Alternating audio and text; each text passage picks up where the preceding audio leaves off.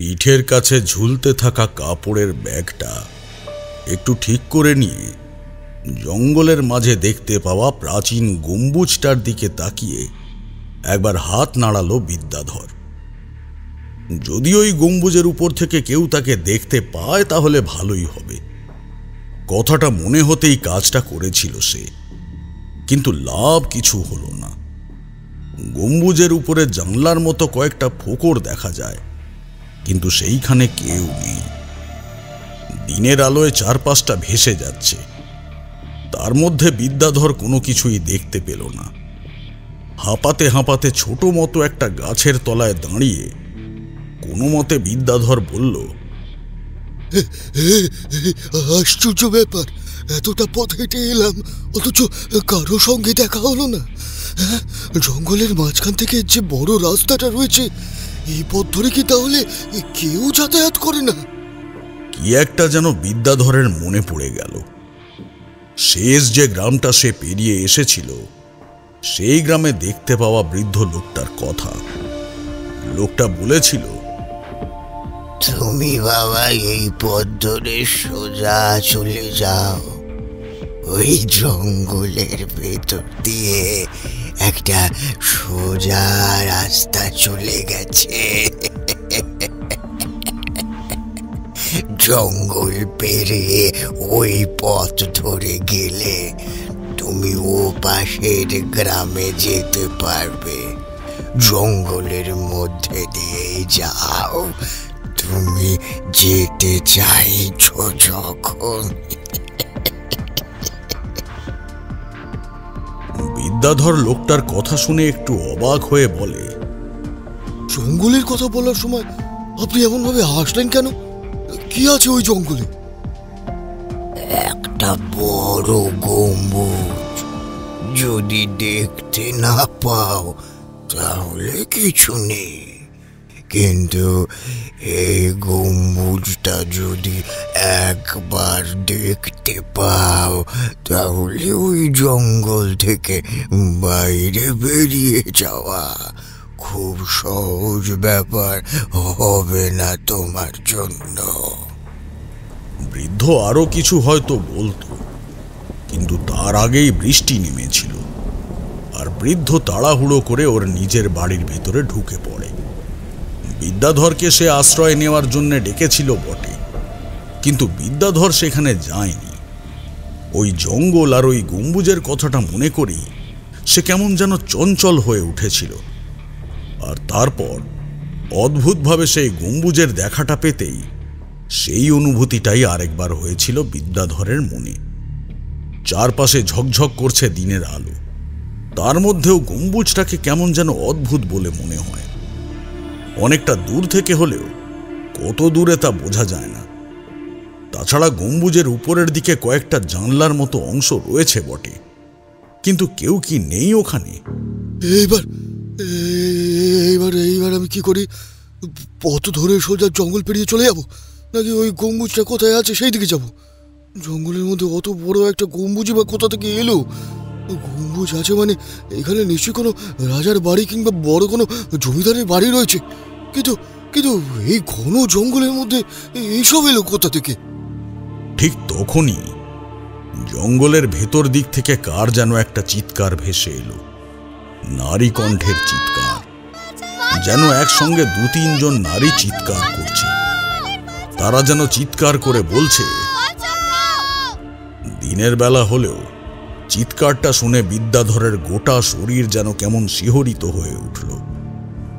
সোজা পায়ে চলার পথটা ছেড়ে সে এবার ঢুকে পড়ল আঁকা বাঁকা জঙ্গলের পথের ভেতর দিকে। গাছপালাগুলো রয়েছে বটে, তবে তার মাঝখান থেকে যাওয়ার পথও আছে। ছোট ছোট ঘাস লতাগুলো খুব বেশি বড় হয়নি। গম্বুজটাকে লক্ষ্য করে বিদ্যাধর এগোতে লাগলো সামনের দিকে। গম্বুজ থেকে যখন বিদ্যাধর আরো খানিকটা দূরে, তখনই বড় বড় গাছের সারি হঠাৎ করে শেষ হয়ে গেল। বিদ্যাধর দেখতে পেল শুধু গম্বুজ নয়, সেই গম্বুজের নিচে প্রাসাদের মতো সত্যি কিছু একটা রয়েছে। বিদ্যাধরের 2 চোখ আনন্দে কেমন যেন চকচক করে উঠল। ততক্ষণে সূর্য পশ্চিম কোণে হেলে পড়েছে। অন্ধকার একটু একটু করে নামতে শুরু করেছে। বিদ্যাধর নিচের ঢালু পথটাতে নামতে যাবে, এমন সময় সেই গম্বুজের দিকে তাকাতেই গম্বুজের একেবারে উপরের মাথায়, যেখানে জানালার মতো ফোকর রয়েছে, ঠিক সেইখানে দুটো মশাল যেন বারবার নড়ে উঠছে। যেন কেউ দুটো মশাল সেই গম্বুজের উপরে জানলার কাছে তুলে বারবার নাড়িয়ে কিছু একটা বোঝাতে চাইছে। বিদ্যাধর চিৎকার করে উঠে বলল, আমি আমি এখানে, আমি এখানে। বিদ্যাধর খেয়াল করল না। সে দুটো হাত তুলে চিৎকার করার সঙ্গে সঙ্গেই তার পেছনের দিকের গাছের আড়ালগুলো থেকে কতগুলো কালো কালো ছায়ামূর্তি এই আধো অন্ধকারের মধ্যে বেরিয়ে এক পা করে এগোতে লাগলো তার দিকে। এই গম্বুজের জানলার কাছে দুটো মশালের আলো তখনও একভাবে নড়ে চলেছে। মাঝে মাঝে অতৃপ্ত আত্মারা কোনো এক স্থানে অনেক বছর থেকে যায়, বুঝলে। নানা কারণে অতি সহজে তারা সেখান থেকে মুক্তি পেতে পারে না, আর তার কারণে অনেক কিছুই হতে পারে। তার মানে আপনি বলতে চাইছেন যে অশরীরী আত্মারা যেমন মাঝে মাঝে মৃত্যুর পরে মুক্তি পেয়ে যায়, ঠিক তেমনভাবেই অনেক সময় মুক্ত হতে অনেকটা বেশি সময় লাগে। শুধু যে বেশি সময় লাগে তাই নয়, অনেক সময় অনেক বছর পরেও এরা কিছুতেই মুক্ত হতে পারে না। আর মুক্ত হতে না পেরে কোনো স্থানে অনেক দিন পর্যন্ত অপেক্ষা করতে হয়। কখনো কখনো সেই অপেক্ষা যে এত সুদূর প্রসারী হতে পারে, সে কথা তোমরা ভাবতেও পারবে না। এতক্ষণ ধরে তারানাথ আর কিশোরী মৃত্যুর পর মানুষের আত্মার পৃথিবীতে অবস্থান নিয়ে কথা বলছিল। আমি চুপ করে শুনছিলাম, কারণ এই সমস্ত কিছু শুরু হয়েছে আমাকে দিয়েই। আজ যখন আমি আর কিশোরী বটলেনে আসার জন্য বেরিয়েছিলাম, তখন আমাদেরই পাশের বাড়ির এক ভদ্রলোক শশীচরণ বাবুর সঙ্গে দেখা হয়। ভদ্রলোকের সম্পর্কে যেটুকু জানি, ভালো মানুষ, একাই থাকেন। কয়েক বছর আগে স্ত্রী গত হয়েছেন। ছেলে একটা ছিল, তবে সেও বাইরে কোথাও কাজ করতে গিয়ে সেখানেই কোনো একটা দুর্ঘটনার কবলে পড়েছিল। অর্থ যথেষ্ট আছে, তাই তিনি একাই নিজের সমস্ত কাজ চালিয়ে নিয়ে যেতে পারেন। একজন কাজের লোক আছে, শক্ত সমর্থ চেহারা, এখনও বয়স 60-এর কাছাকাছি হবে বলেই মনে হয়। তো শশীচরণবাবু আমায় ডেকে বললেন, বুঝলে বাবা, তোমায় অনেক দিন একটা কথা বলবো করে ভাবছি। আসলে আমি তো আর খুব একটা বাইরে কোথাও যাই না, বেরোই না, লোকজনের সঙ্গে মেলামেশাও খুব কম করি। আমার বাড়িতে, মানে রাতের বেলা, মাঝে মাঝে মনে হয় আমার ঘরে কেউ যেন আছে। চাকরটাকে বাধ্য হয়ে আমার ঘরের মেঝেতে শুতে বলি, তবুও কিন্তু মনে হয়। শুধু আমি না, আমার কাজের লোকটা পর্যন্ত মাঝে মাঝে ভয় পায়। বুঝতেই পারছো নিশ্চয়ই, এসব কথা বাইরে কাউকে বলা যায় না। তোমার স্ত্রীকে একদিন বলেছিলাম, সে বলেছিল তোমায় বলতে। আপনার ঘরে? কিন্তু এতদিন কিছু বুঝতে পারেননি? বুঝতে পারিনি বললে ভুল হবে, কিন্তু আগে কিছু হয়নি। রাতের বেলা আমি অনেক সময় জেগে কাটাতাম, ঘরের বাইরেও আসতাম। তখন কিন্তু কিচ্ছু বুঝিনি। এই মাসখানেক ধরে এমনটা হচ্ছে। আপনি আমাদের কাছে ঠিক কী ধরনের সাহায্য চাইছেন যদি একবার বলেন? মানে এসব ব্যাপারে তো আমরা কিছু করতে পারবো না। তোমার স্ত্রী জানিয়েছে তোমরা কোন এক তান্ত্রিকের কাছে মাঝে মাঝে যাও।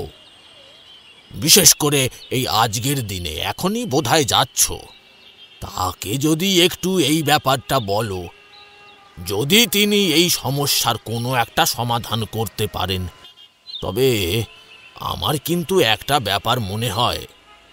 আমার মনে হয় ঘরের মধ্যে আমি যাকে অনুভব করতে পারছি, সে আমার স্ত্রী। সেই চেনা গায়ের গন্ধ, আরো অনেকগুলো ব্যাপার আছে যেগুলো হয়তো ভালোভাবে তোমাদের আমি বলতে পারবো না। শশীচরণ বাবুর কথা শুনে আমি আর কিশোরী অবাক হয়েছিলাম। তাঁর স্ত্রী মারা গেছেন 4 বছর আগে। তাহলে 4 বছর ধরে কোনো কিছু না হয়ে হঠাৎ করে এখন হলো কেন? এই নিয়েই তারানাথের সঙ্গে কথা হচ্ছিল। তারপর যেটা হয় আর কি, এ কথা ও কথা সেই কথা ঘুরতে ঘুরতে কোথায় গিয়ে পৌঁছলো অন্য জায়গায়। একসময় তারানাথ বলল, এমন একটা ব্যাপার আমার জীবনে বেশ কয়েকবার ঘটেছে, তবে একবারের কথা তোমাদের বলতে পারি। এবার যে কি ভীষণ অদ্ভুত অবস্থার মধ্যে আমি আর আমার সঙ্গে আরেকজন গিয়ে পড়েছিলাম, সেই কথা বলে বোঝাতে পারবো না। এমন অদ্ভুত ব্যাপার আমার জীবনে খুব কমই ঘটেছে বলেই এই ব্যাপারটা আমার মনে আছে। সামান্য দুটো মশালের আলো আর একটা গম্বুজ যে এমন কিছু করতে পারে, সেটা তোমরা না দেখলে বিশ্বাস করতে পারবে না। তারানাথের কথায় আমরা দুজনে একবার মুখ চাওয়াচাই করলাম। হচ্ছিল অতৃপ্ত অশরীরী আত্মার কথা, সেখানে গম্বুজ, মশাল এই সমস্ত কথা থেকে এলো। কিন্তু তারানাথ যখন একবার সে কথা বলেছে, তাহলে নিশ্চয়ই তার কোনো কারণ আছে। আমরা চুপ করে রইলাম। আকাশটা কালো হয়ে এসেছে। বৃষ্টি কিন্তু এখনো পর্যন্ত পড়েনি, তবে যে কোনো মুহূর্তে নামতে পারে সেটুকু বোঝা যায়। তারানাথ পাসিং শোয়ের প্যাকেট থেকে একটা সিগারেট তুলে নিয়ে তাতে অগ্নিসংযোগ করে পরপর বেশ কয়েকটা ধোঁয়ার রিং ছাড়ল। তারপর যেন অতীতের স্মৃতি রোমন্থন করছে এমনভাবে কিছুক্ষণ জানলা দিয়ে বাইরে আকাশের দিকে বেশ কিছুক্ষণ তাকিয়ে থেকে একটা লম্বা শ্বাস টেনে নিয়ে বলা শুরু করলো, সময়টা যতদূর মনে পড়ে হেমন্তকাল। সেই সময় একবার ঘুরতে ঘুরতে গিয়ে পড়লাম একটা গ্রামে। জায়গাটা অচেনা, এদিকে এর আগে কখনো আসা হয়নি। শুধু এইখানে কেন, এর আশেপাশেও কোথাও আসা হয়নি। আসলে মাঝে মাঝে মনে হতো আমি অনেক জায়গা ঘুরে ফেলেছি, কিন্তু তারপরেই একটা অচেনা অজানা জায়গায় গিয়ে পড়ে মনে হতো এটি সামান্য আলাদা। ঘুরতে যাবার সময় আমার সাক্ষাৎ হয়েছিল কিছু মানুষের সঙ্গে। তারা বলেছিল সমুদ্রের জলে দিক ঠিক রাখা হলো সব থেকে বড় সমস্যা।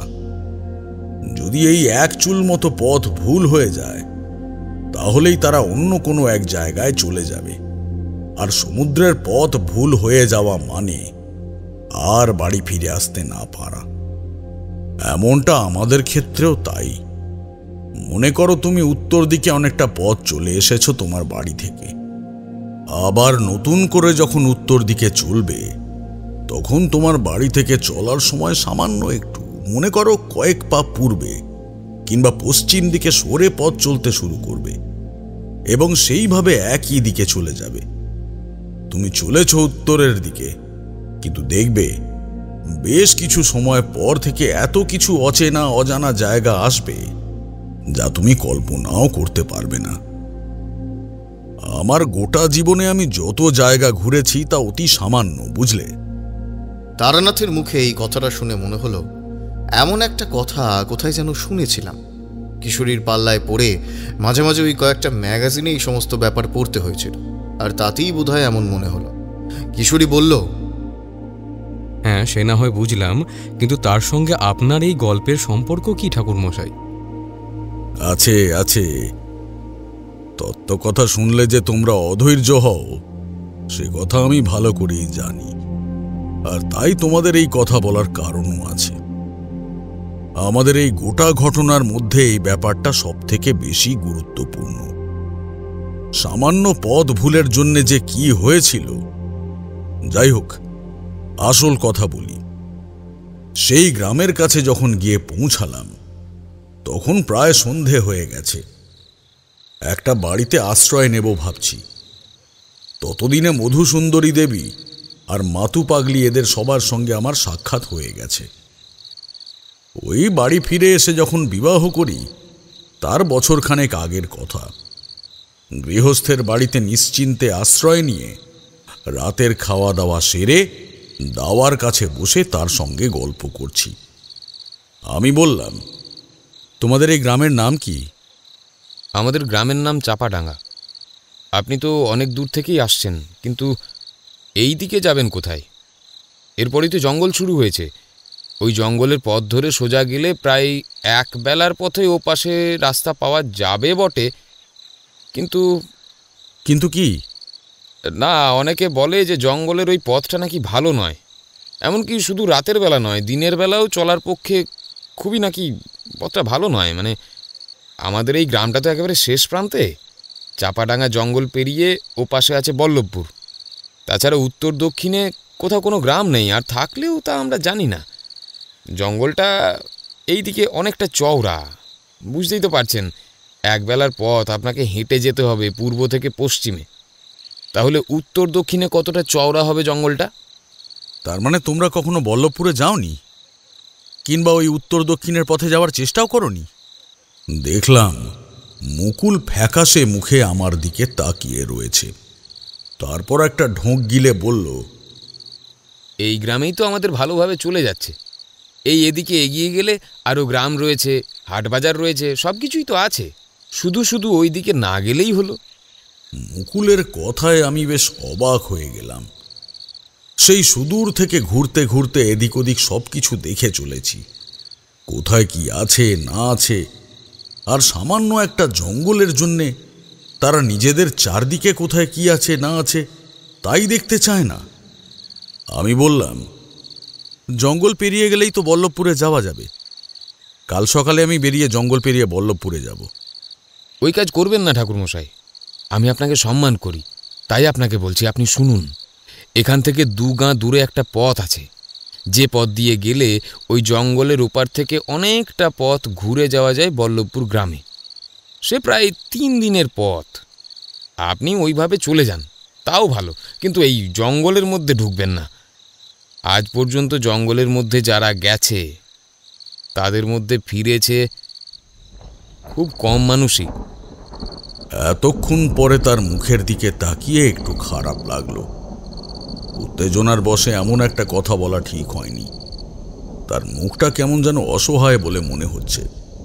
চোখের কোণটা চিকচিক করছে, যেন বড় একটা ভুল সে করে ফেলে এখন লজ্জায় এমন হয়ে গেছে।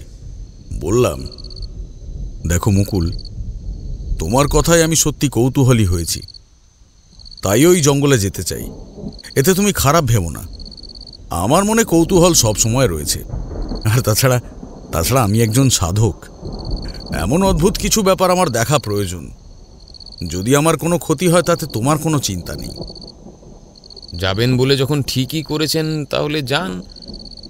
কিন্তু আমি কিন্তু একবার জঙ্গলে ঢুকেছিলাম, আর সেখান থেকে বেরিয়ে আসতেও পেরেছি। কিভাবে আসতে পেরেছি সেই কথাটা আপনাকে বলি। আপনি তো যাবেন, মানে আপনার হয়তো সুবিধা হবে।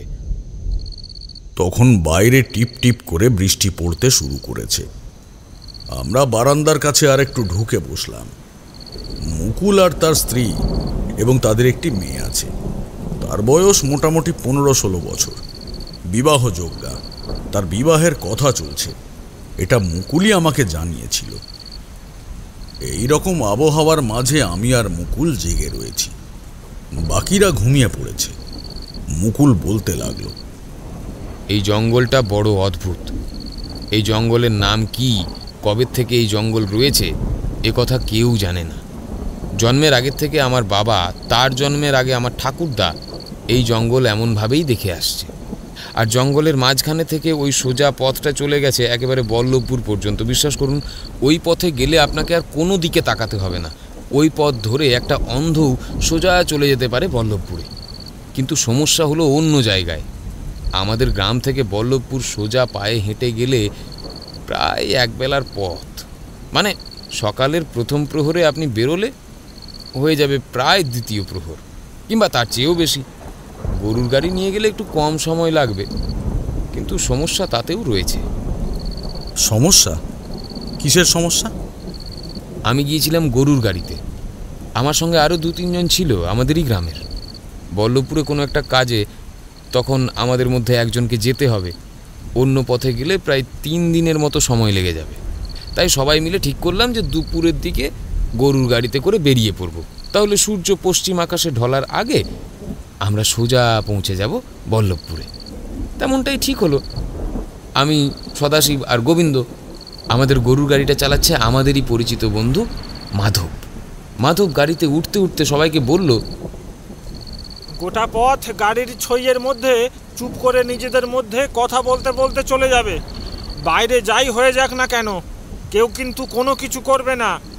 কিন্তু একটু আগে যে তুমি বললে ওই পথে যে গেছে সে আর ফিরে আসেনি, তাহলে?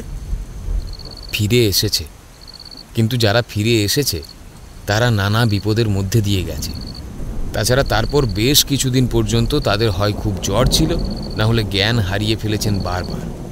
মানে সোজা কথায় তারা সমস্যার মধ্যে পড়েছিল, কিন্তু তারপরে ওই জঙ্গলের ব্যাপারে আর কোনো কথাই তারা বলেননি। আমি যে কিভাবে ওই জঙ্গলের কথাগুলো এখনও মনে রেখেছি সে কথা আমি নিজেও জানি না। মাধব গাড়ি চালাচ্ছে, আমি, সদাশিব আর গোবিন্দ তিনজনে মিলে গাড়ির ছইয়ের উপরে উঠে বসেছি। গোবিন্দ বলল, একবার সত্যি করে বলো তো, এই জঙ্গলের মধ্যে কি আছে? জঙ্গলের মধ্যে একটা গম্বুজ আছে। একবার এক সাধু বাবা আমাদের গ্রামে এসেছিল ওই পথ ধরে। সে বলেছিল ওই জঙ্গলের মধ্যে যে গম্বুজ আছে সেই গম্বুজটা না দেখাই ভালো। একবার যদি কেউ ওই গম্বুজটাকে দেখে ফেলে তাহলে জঙ্গল থেকে বাইরে বেরিয়ে যাওয়া তার পক্ষে সহজ হবে না। জঙ্গলের মধ্যে গম্বুজটা এমনি এমনি আসেনি।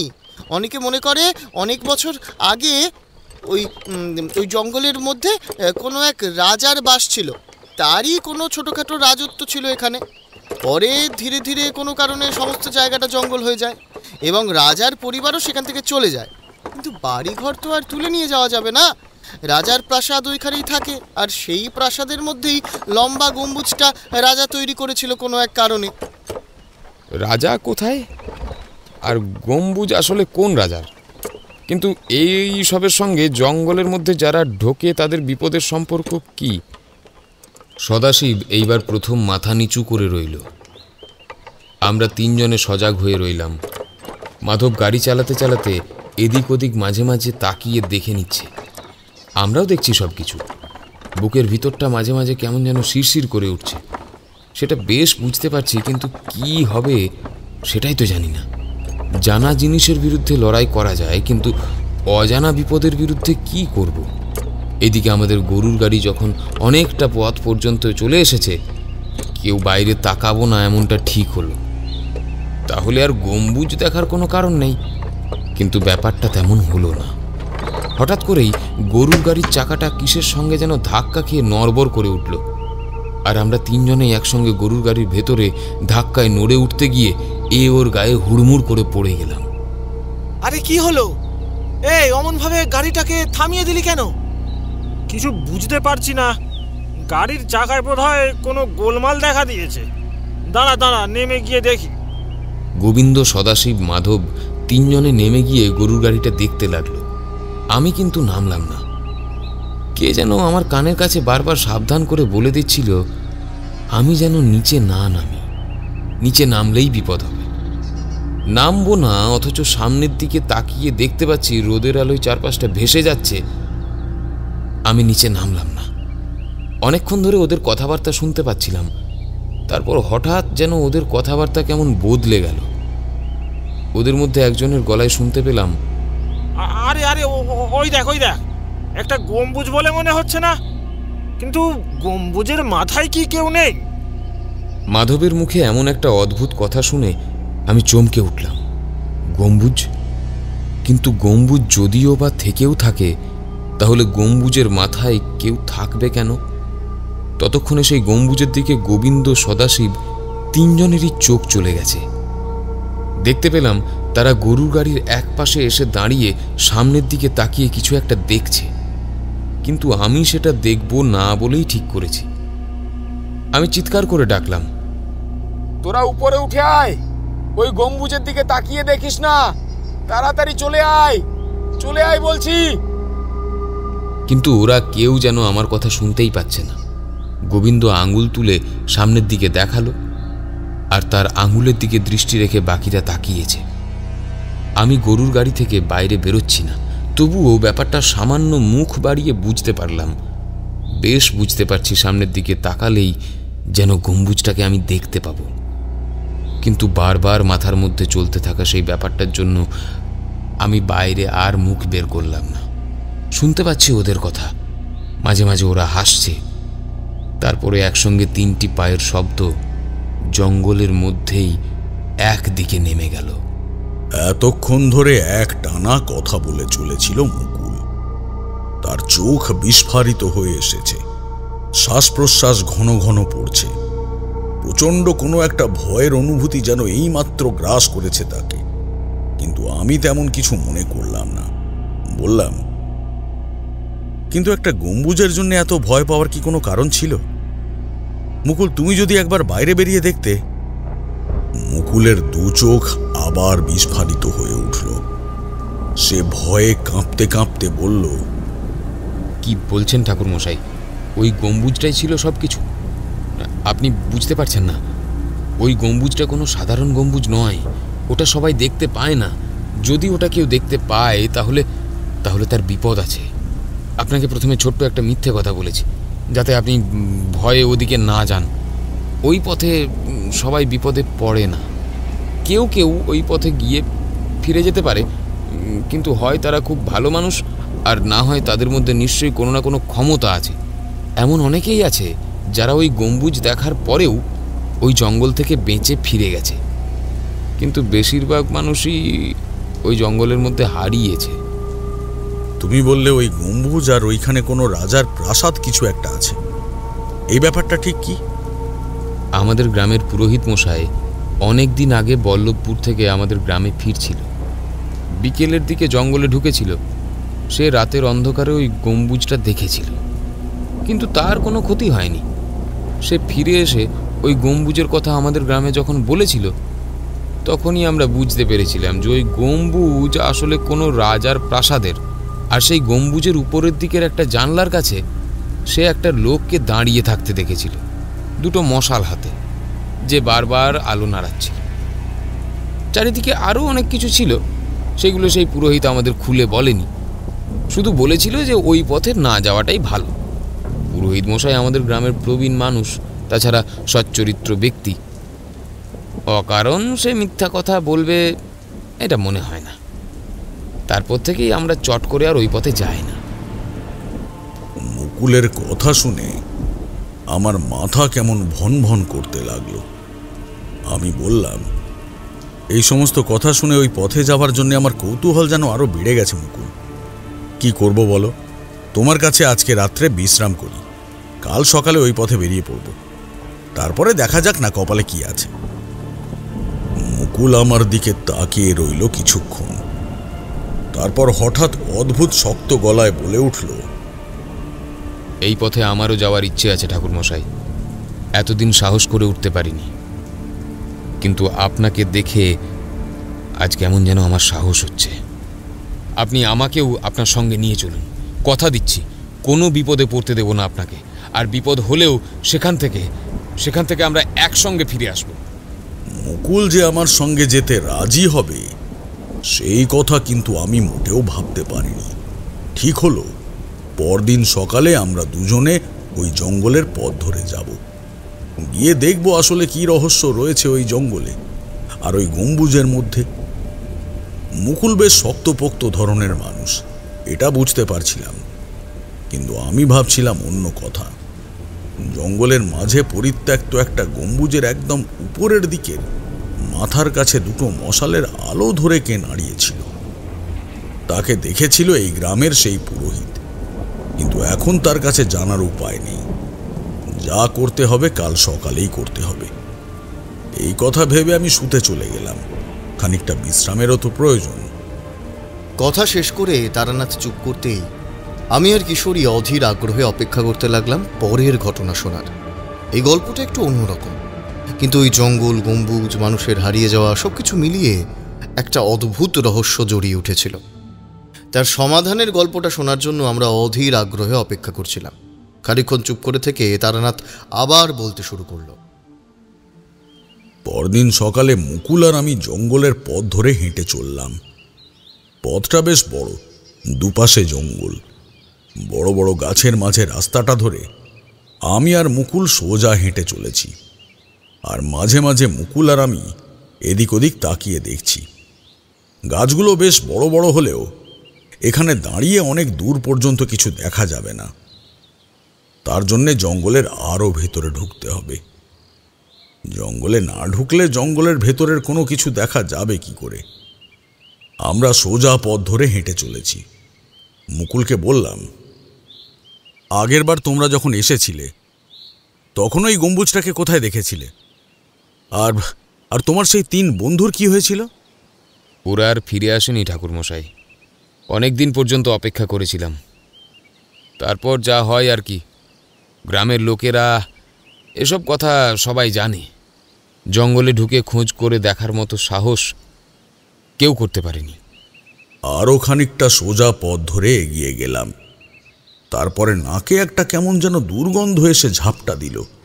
শুধু আমারই নয়, মুকুলও নাকে হাত চাপা দিয়েছিল। আমরা এদিক ওদিক তাকিয়ে দেখতে লাগলাম। মনে হলো গন্ধটা আসছে পথের একপাশে জঙ্গলের ভেতর থেকে। কি মনে হতে সেই দিকেই এগোলাম আমরা। আর একটুখানি এগিয়ে যেতেই দেখি একটা গাছের তলায় পড়ে রয়েছে একটা পচে গলে যাওয়া মৃতদেহ। তার থেকে একটু দূরেই গাছতলাতে পড়ে রয়েছে একটা কাপড়ের ব্যাগ। সাদা কাপড় দিয়ে তৈরি, ধুলো ময়লা লেগে একেকার অবস্থা। লোকটার শরীরের ভেতরে যেন রক্ত মাংস সবকিছু শুকিয়ে আসতে শুরু করেছে। মৃত্যু হলে শরীর পচে গলে যায় যখন, তখন রক্ত মাংস গলে ছড়িয়ে পড়ে চারপাশে। তেমনটা কিন্তু হয়নি। এই ক্ষেত্রে গোটা শরীর শুকিয়ে আসতে শুরু করেছে। মুকুল অবাক হয়ে বলল, এই লোকটাও কি তাহলে ওই গম্বুজ দেখতে পেয়ে ভিতরে ঢুকেছিল? সেটা আর কি করে বলবো বলো তো? লোকটা যে মৃত তার কাছ থেকে জানার মতো কোনো উপায় নেই। কিন্তু লোকটার মৃত্যু হলো কিভাবে? কোনো কিছু কামড়ালে তো এমনভাবে মৃত্যু হবে না। শরীরটা কেমন যেন শুকিয়ে গেছে। আর যাই হোক না কেন, তার মৃত্যু যখন হয়েছে তখন কিছু তো এখানে আছে। মুকুল ভালো করে চারপাশটা ঘুরে ঘুরে দেখে চলেছিল। আর তারপরেই মাটির দিকে এক জায়গায় চোখ পড়তেই সে আমায় দেখালো সেখানে মাটির উপর ভারী কিছুর পায়ের ছাপ। মানে মানুষের চেয়েও ভারী কোনো কিছু যদি এখানে এসে থাকে, তাহলে মাটির উপরে যেমন পায়ের ভারী ছাপের চিহ্ন হবে, ঠিক তেমন। তার মানে এইখানে কিছু একটা এসেছিল। মাটিতে এত গভীর পায়ের ছাপ যখন এখনো রয়েছে, তার মানে মৃত্যুটা 2-1 দিনের মধ্যেই হয়েছে। কারণ বৃষ্টি হয়েছিল 2 দিন আগে, তাই তো? আমার কথায় মুকুল সায় দিল। বুঝতে পারলাম সে ভীষণ ভয় পেয়েছে। কিন্তু এত বড় পায়ের চিহ্ন কোনো মানুষের হতে পারে না। দেহটাকে নিয়ে যাওয়াও আমাদের পক্ষে সম্ভব নয়। কোনো রকমে একটা জায়গায় মাটি খুঁড়ে মৃতদেহটা মাটির তলায় পুঁতে রাখলাম। দেহটা পুঁতে দেবার পর জঙ্গলের মাঝে একটা ছোট ডোবার মতন জলের ব্যবস্থা রয়েছে। সেখানে হাত মুখ ধুয়ে সব পরিষ্কার পরিচ্ছন্ন করতে করতে সূর্যটা মাথার উপর থেকে পশ্চিম দিকে নামতে শুরু করেছে। সবেমাত্র ক্লান্ত শরীরটা নিয়ে একটা গাছের তলায় দাঁড়াতে যাব, এমন সময় মুকুল চিৎকার করে উঠল। মুকুলের চিৎকার শুনে সামনের দিকে তাকিয়ে দেখি মুকুল একটা হাত তুলে দাঁড়িয়ে রয়েছে। তার হাত অনুসরণ করে সেই দিকে তাকাতেই যেন শরীরটা কেমন শিরশির করে উঠল। এতক্ষণ ধরে চারিদিকে তাকিয়ে দেখছি, কোথাও কিচ্ছু দেখতে পাইনি।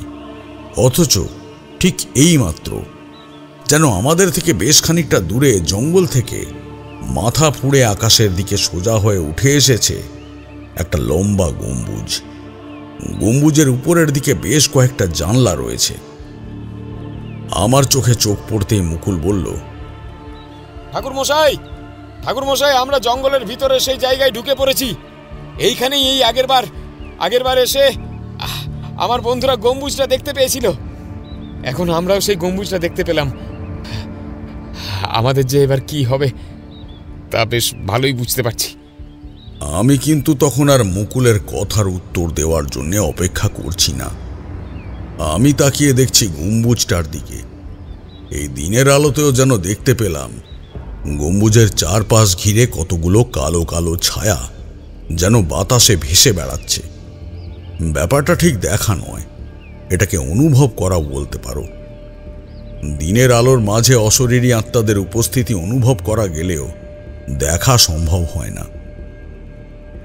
মুহূর্তের মধ্যে বুঝতে পারলাম ওই গম্বুজ, রাজপ্রাসাদ আর এই জঙ্গলের মধ্যে থাকা অদ্ভুত রহস্য সবকিছুর সঙ্গে জড়িয়ে রয়েছে কোনো এক অদ্ভুত অলৌকিক শক্তি। মুকুল কিছুক্ষণ একভাবে তাকিয়ে রইল সেই গম্বুজটার দিকে। তারপরে হঠাৎ করে অদ্ভুত ফ্যাসফ্যাসে গলায় বলল, ঠাকুর মশাই, বেশি দেরি করা যাবে না, চলুন চলুন, ওই গম্বুজের মধ্যে পৌঁছতে হবে আমাদের তো। আমি অবাক হয়ে তাকালাম মুকুলের দিকে। দেখি তার চোখের উপরে যেন একটা সাদা আস্তরণ নেমে এসেছে। মুখটা সামান্য খোলা, দাঁতগুলো দেখা যাচ্ছে। দিনের আলোতেও মুকুলের মধ্যে যে একটা সম্মোহন কাজ করছে সেটা বেশ বুঝতে পারছিলাম, কিন্তু গম্বুজের দিকে তাকিয়ে আমার কিছু হচ্ছিল না। মুকুল এক পা করে এগোতে লাগলো সেই দিকে, আর আমি তার পিছু পিছু সেই জঙ্গল ভেঙে এগোতে লাগলাম সামনের দিকে। গম্বুজটাকে দেখে মনে হয়েছিল একদম কাছে, কিন্তু হাঁটতে হাঁটতে কখন যে সূর্য একদম পশ্চিম আকাশে হেলে পড়েছে খেয়ালই করতে পারিনি। ঝুপ করে অন্ধকার নেমে আসতেই ব্যাপারটা খেয়াল করলাম, আর ঠিক তখনই মনে হলো আমাদের আশেপাশের জঙ্গলের ভেতরে কারা যেন এতক্ষণ ধরে আমাদের জন্য অপেক্ষা করে চলেছিল। অন্ধকার নামার সঙ্গে সঙ্গে আমাদের উদ্দেশ্য করে ওরা এক্ষুনি এগিয়ে আসবে। কথাটা মনে হতেই প্রথমে থমকে দাঁড়িয়ে দেহ বন্ধন করলাম, কিন্তু মুকুলকে কিছু করা সম্ভব নয়। তার মধ্যে একটা সম্মোহন কাজ করছে। মুকুলের দু কাঁধ ধরে ঝাঁকিয়ে প্রশ্ন করলাম, মুকুল, শুনতে পাচ্ছ আমার কথা? কিছু শুনতে পাচ্ছ তুমি মুকুল? আমার ঝাঁকুনি দেওয়াতে এইবার মুকুলের জ্ঞান ফিরে এসেছিল। সে একবার সামনের দিকে তাকিয়ে তারপর আমায় দেখল। জঙ্গলের মধ্যে এদিক ওদিক তাকিয়ে দেখে চমকে উঠে বলল, আমরা এখানে কি করে এলাম ঠাকুর মশাই? এই জঙ্গলের ভিতরে? আর ওই গম্বুজটা কোথায় গেল? গম্বুজটা কোথায় গেল সেটাই তো বুঝতে পারছি না। এতটা পথ চলে এলাম কিন্তু গম্বুজটাকে খুঁজে পাওয়া যাচ্ছে না। কথাটা মুকুলকে বলে শেষ করেছি সবেমাত্র, এমন সময় একটা অদ্ভুত সম্ভাবনা আমার মাথায় উঁকি দিল। আরে তাই তো, ব্যাপারটা তো আমি একবারও ভেবে দেখিনি। এই গম্বুজ, রাজপ্রাসাদ, জঙ্গলের রহস্য, এই সব কিছুই তো অলৌকিক। এর সঙ্গে কোনো তন্ত্র মন্ত্র কিংবা অশুভ কিছু মিশে নেই তো, যার জন্য এত কিছু হচ্ছে। ভালো করে চারপাশে তাকিয়ে দেখলাম গম্বুজের সামান্য চিহ্ন মাত্র নেই। মুকুল তখন আগের মতোই হয়ে গেছে। তাড়াতাড়ি জঙ্গলের মধ্যে থেকে বেরিয়ে যাওয়ার কথা বলতে লাগলো। আমিও তার কথা শুনে পেছনে ঘুরলুম। কখন যেন বিকেল থেকে ঝুপ করে অন্ধকার নেমে গেছে চারপাশে, বুঝতেই পারিনি। চাঁদের আলোটা ফুটতে শুরু করলো বটে, তবে জঙ্গলের মধ্যে সেই পথের কোন দিক থেকে আমরা বাইরে বেরোবো বুঝতেই পারলাম না। চাঁদের আলোটা আকাশে ফুটতে শুরু করেছে বটে, তবে জঙ্গলের মধ্যে সেই পথের কোন দিক থেকে আমরা বাইরে বেরোবো সেটা বুঝতেই পারলাম না। হঠাৎ আমার চোখ চলে গেল সামনের দিকে। একটা গাছের তলায় দুজন লোক দাঁড়িয়ে কথা বলছে। আমি বললাম, এই যে শুনছেন? কিন্তু ওরা যেন আমাদের কথা শুনতে পেল না। আরো খানিকটা এগিয়ে গেলাম। তারপর দেখি গাছের তলায় কেউ নেই, শুধুই অন্ধকার।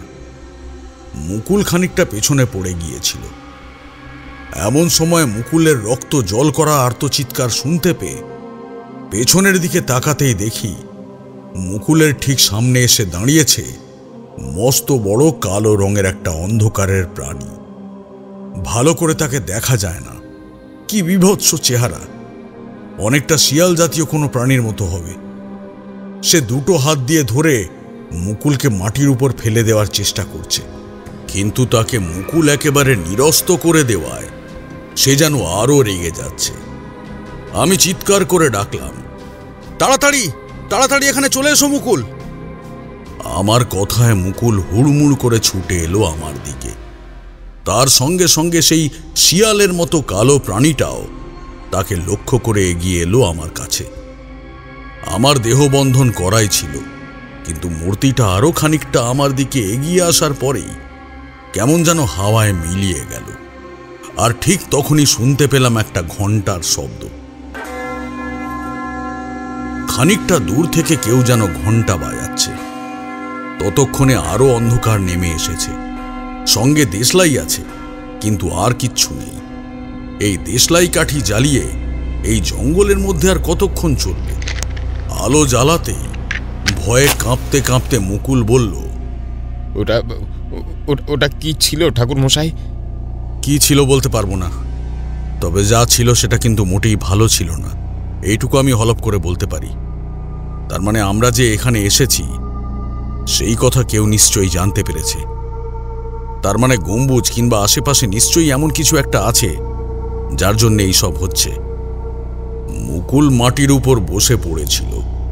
ভয়ে ক্লান্তিতে সে আর চলতে পারছিল না। কিন্তু জঙ্গল থেকে তো বেরোতে হবে। রাতের মধ্যে জঙ্গল থেকে বের হতে না পারলে বিপদ বাড়বে। ঠিক সেই সময় একটা রক্ত জল করা হাসির শব্দ ভেসে এলো জঙ্গলের ভেতরে কোথা থেকে জানো। অদ্ভুত সেই হাসির শব্দটা, যেন একসাথে অনেকগুলো মেয়ে মানুষ খলখল করে হেসে উঠছে। তাদের হাসির শব্দের সঙ্গে সঙ্গে জঙ্গলের ভেতরে যেন প্রবল হাওয়া বইতে লাগলো। সেই প্রবল হাওয়ার ধাক্কায় আমি আর মুকুল দুজনে যেন ছিটকে পড়লাম। অন্ধকারটা ঝুপ করে আবার নেমে এলো। তার মধ্যে প্রবল হাওয়ার শব্দ, ডাল পাতা ভেঙে ছিঁড়ে সে এক দুর্বিষহ অবস্থা। দু হাতে কোনো রকমে চোখটা বন্ধ করে একটা গাছের সঙ্গে নিজেকে জড়িয়ে প্রাণপণে বসে রইলাম। বারবার মনে হতে লাগলো ওটা সাধারণ হাওয়া নয়, ওর মধ্যে অজস্র কালো অন্ধকারের রানীরা রয়েছে। তারা একসঙ্গে নিজেদের ক্ষমতা জাহির করে আমাদের এইভাবে কোণঠাসা করে ফেলার চেষ্টা করছে। যতক্ষণ হাওয়া চলল কিছুই করার ছিল না, চুপ করে রইলাম।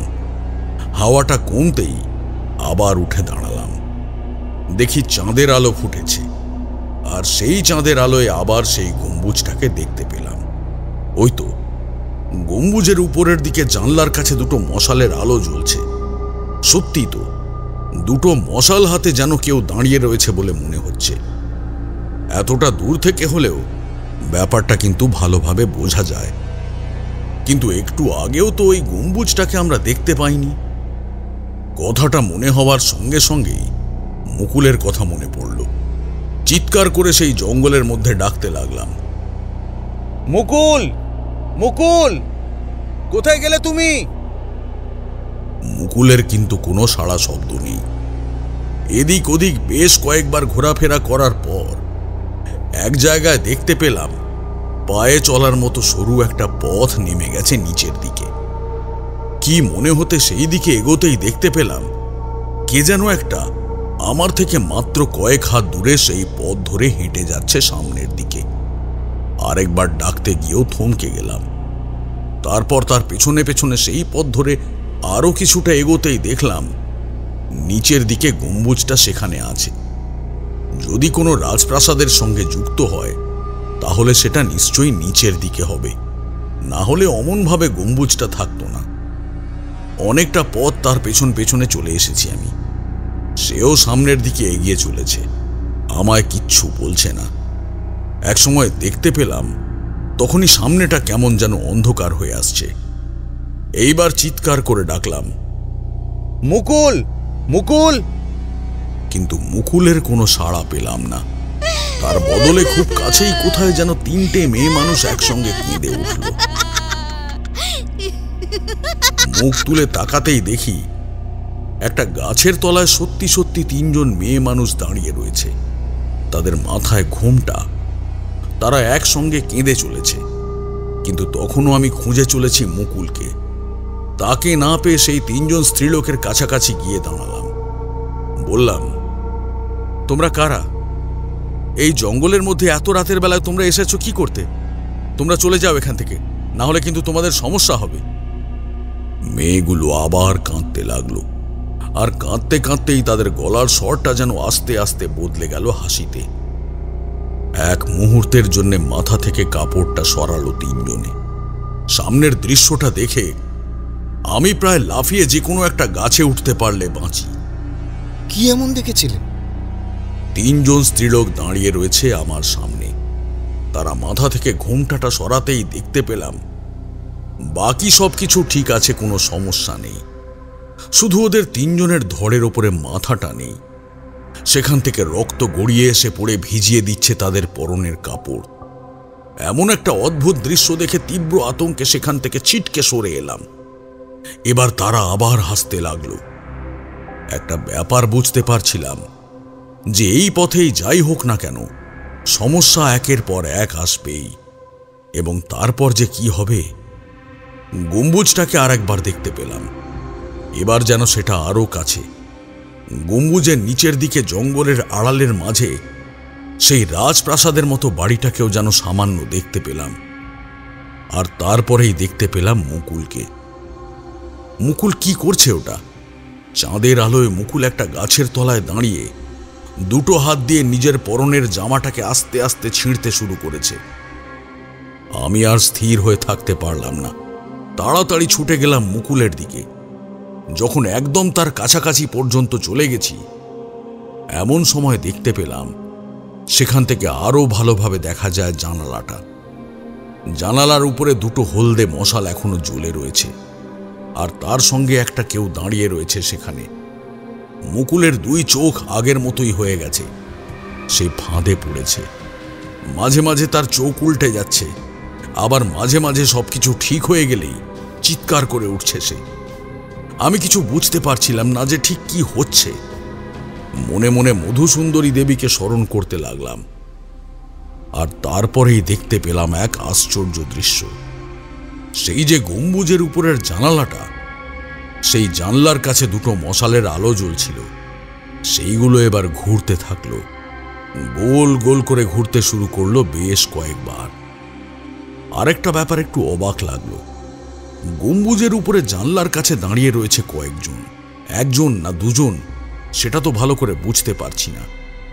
আর তারপরেই আশেপাশের বাতাসটা একটু ভারী হয়ে গেল, যেন মনে হলো বাতাস থেকে কারা যেন আমাদের আশেপাশে এসে মিশেছে। তাদের ভারী ভারী পায়ের শব্দ শুনতে পেলাম। আমি একপাশে লুকিয়ে পড়লাম। মুকুলকেও একটা হ্যাঁচকা টানে ওখান থেকে সরিয়ে ফেললাম সামনের জায়গা থেকে। অনেকক্ষণ অপেক্ষা করে রয়েছি। এমন সময় দেখতে পেলাম জঙ্গলের ভেতর থেকে মাটির তলা থেকে বেরিয়ে আসছে কতকগুলো ভয়ঙ্কর মূর্তি। ওদের বিশাল চেহারাগুলো কালো কুচকুচে, ভাঁটার মতো লাল চোখ যেন জ্বলে রয়েছে। মুকুলকে সরিয়ে নিয়ে গাছের আড়ালে দাঁড়িয়েছিলাম। সেই বীভৎস প্রাণীগুলো আমাদের থেকে খানিকটা দূরে। তারা এরপর নিচের দিকে নেমে যেতে লাগলো। কি ভীষণ তাদের চিৎকার! দেখে মনে হলো এক দল যোদ্ধা। তাদের হাতে মশাল, লাঠি, বর্ষা অনেক কিছুই রয়েছে। আর তারা হুড়মুড় করে সেই ঢালু জমি পেরিয়ে নিচের দিকে নামতে থাকলো। মুকুল আস্তে আস্তে বলল, ওরা কারা ঠাকুরমশাই? এত রাতে এই জঙ্গলের মধ্যে এত লোকজন এলো কোথা থেকে? জানি না মুকুল, আমার কিন্তু মনে হয় ওরা কেউই মানুষ নয়। ওরা কেউ জীবিত কোনো কিছু নয়। এই জঙ্গলের মধ্যে রাতের অন্ধকারে অশুভ শক্তির কোনো খেলা চলছে। আমাদের এখনই এখান থেকে বের হতে হবে। কিন্তু আমি যে এখান থেকে আর বেরোতে পারবো না। ফিরলে তো আপনাকে একাই ফিরতে হবে।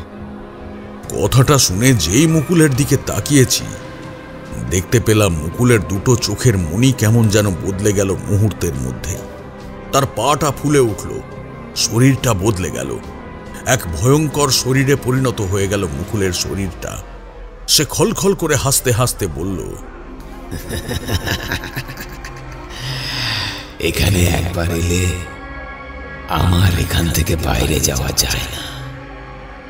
ওরা চলে এসেছে, এখনো বুঝতে পারছিস না ওরা কারা? বেশ বুঝতে পারছিলাম মুকুল নিজে কথা বলছে না, তার শরীরে অন্য কোনো অতৃপ্ত আত্মা প্রবেশ করেছে। সেই আমায় এই সমস্ত কথা বলে চলেছে। গাছের একটা শক্ত ডাল ভেঙে হাতে নিয়ে দাঁড়িয়ে বললাম, এইখানে আসলে কি হয়েছে সেই কথা আমি জানতে চাই। কেন এসব হচ্ছে? আজ রাতে যারা এসেছে তারা আজ থেকে অনেক বছর আগে এক রাতে এখানে এসেছিল, কিন্তু এই রাজপ্রাসাদ ওই গম্বুজের সবাইকে মারার পরেও তারা নিজেরা আর এইখান থেকে ফিরে যেতে পারেনি। রাজপ্রাসাদের আশেপাশে জঙ্গলের মধ্যে এক তান্ত্রিক ছড়িয়ে রেখেছিল এক গোলক ধাঁধা। তার ফাঁদে পড়ে ওরা জঙ্গলের মধ্যে আটকা পড়ে, ঘুরে ফিরে বেরোতে না পেরে তারপরে ওরা সবাই মিলে মারা পড়েছিল। আর তার জন্যই ওদের আত্মারা এখনো এইখানেই আটকে রয়েছে। প্রত্যেক দিন রাতে যখন ঠিক সময় আসে, তখন ওরা সবাই আবার ফিরে আসে। এর মাঝে যদি কোনো জীবিত মানুষকে পায়, তাহলে তাকে ওরা নিয়ে যায় নিজের দল ভারী করার জন্য। আর গম্বুজের মধ্যে থেকে মশাল হাতে যে আলো দেখিয়েছিল সেটাকে? আজ থেকে অনেক বছর আগে সেই মেঘলা রাতে এমন ভাবেই গম্বুজ থেকে আলো দেখিয়ে রাজপ্রাসাদে শত্রুপক্ষের লোককে ঢুকতে সাহায্য করেছিল সেখানকারই লোকেরা। না হলে ওই গম্বুজ থাকার সময় অনেক চেষ্টা করে সবকিছু দেখে শুনেও তাকে আটকানো সহজ ছিল না। আমি আর কিছু বলার আগেই মুকুল হঠাৎ ঝাঁপিয়ে পড়ল মাটিতে। দেখি কখন যেন তার দুটো পা মাটির সামনের দিকে ঝুঁকে পড়েছে। তার চেহারা ঠিক একটু আগে দেখা সেই কালো শিয়ালের মতো হয়ে যাচ্ছে। চেহারাটা ফুলে উঠছে, দাঁতগুলো সমেত মুখটা হয়ে গেছে লম্বা, চোখ হিংস্র টানা টানা। সে আমার দিকে তাকিয়ে গড়গড় করতে লাগলো। আমি বললাম, মুকুল, তোমার কোনো ক্ষতি আমি করতে চাই না। শুধু শুধু কেন তুমি আমার কাছে আসছো? তোমায় তাড়াতে গেলে আমায় যে আমার তান্ত্রিক বিদ্যার প্রয়োগ করতে হবে, তাতে তোমার কিন্তু ক্ষতি হবে। বুঝতে পারছিলাম যে কোনোভাবে মুকুলের শরীর খারাপ করছে, তাই তার উপর আর কিছু করছিলাম না। কিন্তু ক্রমে ক্রমে বিপদটা বাড়ছিল। চারপাশটা ক্রমশ অন্ধকার হয়ে যাচ্ছে। দেখতে পেলাম আশেপাশের সেই কালো ছায়াগুলো একটু একটু করে বেড়ে উঠছে। এখন আর শুধু মুকুল নয়, আমার আশেপাশেও আরো অনেকগুলো ছায়া এসে দাঁড়িয়েছে। এরা মুকুলের মতোই মাটিতে ভর দিয়ে একটু একটু করে আমার দিকে এগিয়ে আসছে। চারপাশের বাতাসে একটা অদ্ভুত মোটকা গন্ধ ছড়িয়ে পড়েছে। মুকুল আরো খানিকটা এগিয়ে এসে একবার গর্জন করে উঠল, তারপর ঝাঁপিয়ে পড়ল আমাকে লক্ষ্য করে। ব্যাপারটা বুঝতে পেরে তার পাশে জড়ো হওয়া বাকিরাও আমাকে লক্ষ্য করে এক মুহূর্তে ঝাঁপিয়ে পড়ল। আমিও বিপদটা বুঝতে পেরে মধুসুন্দরী দেবীর নাম স্মরণ করে ঝাঁপিয়ে পড়লাম মাটির উপরে একপাশে। মাথাটা গিয়ে লাগলো একটা গাছের উপরে ধাক্কা, আর তারপরে আর কিচ্ছু মনে নেই। সর্বনাশ! ওই জঙ্গলে মুকুল নিজেও আটকা পড়েছিল, কিন্তু আপনার কি হলো? আপনি তো মধুসুন্দরী দেবীকে আহ্বান করেছিলেন, আপনাকেও তো জঙ্গলের মধ্যে আটকাতে এসেছিল সবাই। তারপরে কি হলো? মুকুল আর সেই বিভৎস প্রাণীগুলো আমার উপর যখন ঝাঁপিয়ে পড়ছিল, তখন বুঝতে পারছিলাম এই জঙ্গলে যারা এসেছিল তাদের আসলে কি হয়েছে। কিন্তু আমি তো পড়েই গেছিলাম। মাথায় আঘাতটা লেগে জ্ঞান যখন ফিরল, দেখতে পেলাম আমি দাঁড়িয়ে আছি রাজপ্রাসাদের একদম কাছাকাছি একটা জায়গায়, একটা গাছের তলায়। আমি উঠতে যেতেই এক সাধুর গলা শুনতে পেলাম। সাধু বলল, আহা, এক্ষুনি ওঠার চেষ্টা করো না, মাথায় ভীষণ লেগেছে। তুমি আর একটু সময় চুপ করে বসে থাকো, বুঝলে? আমি চারিদিকে তাকিয়ে দেখতে পেলাম রোদের আলো ফুটে উঠেছে। সেই সাধুর দিকে তাকাতেই দেখলাম তার সারা গায়ে রক্তের ছিটে লেগে আছে। হাতে একটা ত্রিশূল, মাথায় জটা, গলায় রুদ্রাক্ষের মালা। সে আমার দিকে তাকিয়ে হাসি মুখে আবার বলল, ভাগ্যিস সময় মতো আমি এসে পড়েছিলাম, না হলে যে কি হতো। তোমায় এই জঙ্গলের মধ্যে ঢুকতে কে বলল? তুমি জানো না, এই জঙ্গলের রাজপ্রাসাদ, গম্বুজ, এসব কিছু ভয়ানক অতৃপ্তির সুতোই মাথা। তার জন্য মাঝে মাঝে এরা সবাই ফিরে আসে। এই ব্যাপারে তো আমি কিছুই জানি না সাধু বাবা, আপনি যদি আমাকে কিছু বলেন। শোনো তাহলে, আজ থেকে অনেক বছর আগের কথা। এই যে জঙ্গল দেখতে পাচ্ছ, এই জঙ্গলের জায়গায় ছিল একটা ছোটখাটো রাজ্য। এই রাজ্যের রাজা কামিনী ভূষণ ছিলেন ভীষণ অত্যাচারী।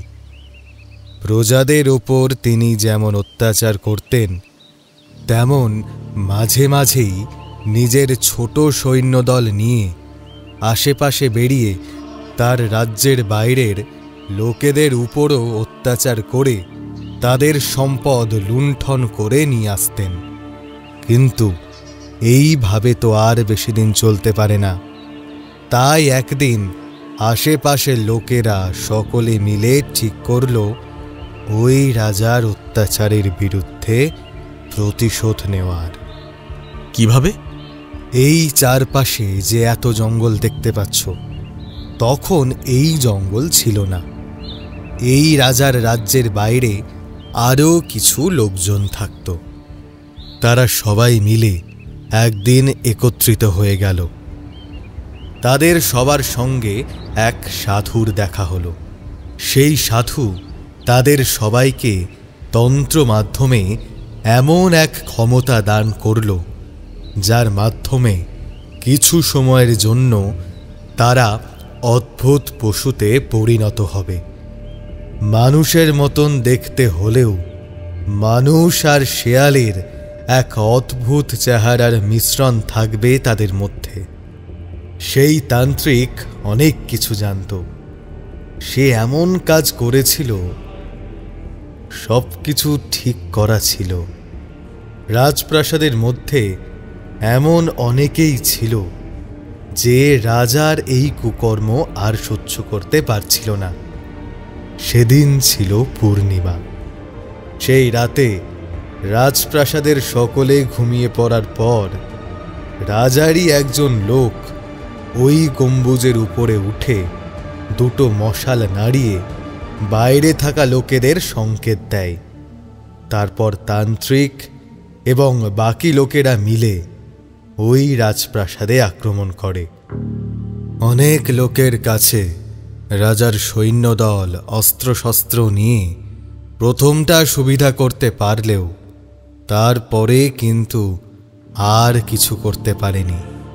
কারণ ততক্ষণে সেই সাধুর তন্ত্রশক্তির সাহায্যে প্রত্যেকটা মানুষ পরিণত হয়েছে এক একটা অদ্ভুত প্রাণীতে। তারা সবাই মিলে রাজার সেই সৈন্যদলকে একেবারে ছিন্ন ভিন্ন করে ফেলে। কিন্তু হ্যাঁ, যারা রাজার বিরুদ্ধে লড়াই করবে বলে মনে মনে ঠিক করেছিল, তাদের কিন্তু তারা কিচ্ছু করেনি। তারাও যোগ দেয় সেই অদ্ভুত প্রাণীগুলোর সঙ্গে। এক সময় দেখা যায় রাজার সৈন্যদল এবং তার পরিবারের অনেক লোকেরাও যোগ দিয়েছেন এই দলের সঙ্গে। কিন্তু রাজাকে আর খুঁজে পাওয়া যায় না। কেন? রাজা কোথায় গিয়েছিল? সাধু এইবার মিটমিট করে হাসে। আর ঠিক তখনই একটা আশ্চর্য ব্যাপার ঘটে। কি মনে হতেই আমি আকাশের দিকে তাকিয়ে দেখি চারপাশটা ঘন অন্ধকার। ঘন অন্ধকারের মধ্যে একটা চাঁদের আলো যেন ফটফট করছে চারপাশে। পূর্ণিমা, কিন্তু একটু আগেই তো দিনের আলোর মধ্যে বসে আমরা কথা বলছিলাম। সাধু আবার বলে চলল, যে সাধু সেই লোকেদের নিয়ে রাজপ্রাসাদ আক্রমণ করেছিল, সেই সাধুই এক সময় ওই রাজাকে তন্ত্রবিদ্যা শিখিয়েছিল। তন্ত্রবিদ্যার কারণেই সেই রাজা ছিল এত শক্তিশালী। বিপদ বুঝতে পেরে সে তার তন্ত্রশক্তির মাধ্যমে নিজের শরীরে ডেকে আনে এক অপশক্তিকে। এদিকে বাইরের লোকেদের সেই দল ততক্ষণে রাজপ্রাসাদের মধ্যে ঢুকে গেছে। কিন্তু রাজপ্রাসাদের ওপর থেকে তখন নেমে আসে সেই বিভৎস এক প্রাণী। আসলে তার মধ্যে রাজার শরীর থাকলেও তার চেহারা তখন বদলে গেছে। লাল দুটো চোখ, মুখটা অদ্ভুতভাবে হিংস্র, শরীরটা যেন দ্বিগুণ হয়ে উঠেছে। সে লাফিয়ে এসে পড়ে সেই দলের মাঝখানে। তারপরে এক এক করে সবাইকে ছুঁড়ে ফেলতে থাকে। তান্ত্রিক বুঝতে পারে চরম বিপদ, আর ঠিক তখনই কথাটা বলতে বলতে সেই সাধু কেমন যেন চুপ করে যায়। হঠাৎ কোথা থেকে একসঙ্গে যেন অনেকের চিৎকার শোনা যায়। সাধু আমার দিকে হাত তুলে বলে, তাড়াতাড়ি তাড়াতাড়ি চলে এসো, চলে এসো, সময় হয়ে গেছে। আমি কিছু বুঝে ওঠার আগেই সেই সাধুর সঙ্গে দ্রুত এগোতে থাকি সেই রাজপ্রাসাদের বাড়িটার দিকে। জঙ্গল, গম্বুজ সবকিছু পেরিয়ে যখন আমরা ছুটে যাই, দেখি সেই প্রাসাদের প্রবেশের একটা রাস্তা খোলা। ঘুটঘুটে অন্ধকার থাকলেও তার মধ্যে মশাল জ্বলছে। সেই মশালের আলোয় আমরা দুজনে এগোতে থাকি। প্রচণ্ড ঠান্ডা বাতাস এসে আমার গায়ে লাগে। কি যে হচ্ছে কিছুই বুঝতে পারছি না। মুকুল কোথায় গেল, আর এই সাধুই বাকে কোথা থেকে এলো? কোনো কিছু বুঝে ওঠার আগেই ভেতর থেকে তীব্র চিৎকার আর হিংস্র শব্দ ভেসে আসতে থাকে এক এক করে। তাকিয়ে দেখি একটা ফাঁকা জায়গায় এসে পড়েছি আমরা। একসাথে মশাল, তরবারি, বর্ষা হাতে অনেক লোকজন, আর একপাশে মানুষের চেয়ে লম্বা প্রায় দ্বিগুণ একটি লোক দাঁড়িয়ে আছে।